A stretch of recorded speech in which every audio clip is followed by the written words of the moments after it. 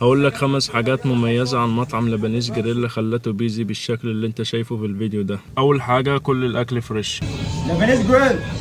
ما شاء الله المحل طول الوقت بيزي بالشكل ده، وده بيخلي الاكل يوميا فريش، يعني في كميات محدودة للاكل بتتعمل، ولو خلصت انت كزبون بتضطر تطلب حاجة تانية حتى لو هتمشي بدون ما تاخد اكل. على سبيل المثال خلينا نقول يوميا بيتم تجهيز 100 طلب من كل وجبة عندك في المحل. لو اي صنف منهم خلص فبتقول للزبون مفيش، وبكده هو بيضطر يطلب حاجة تانية، وده السبب ان الاكل دايما بيكون عندك فريش. تاني حاجة، سرعة تقديم الطلب للزبون.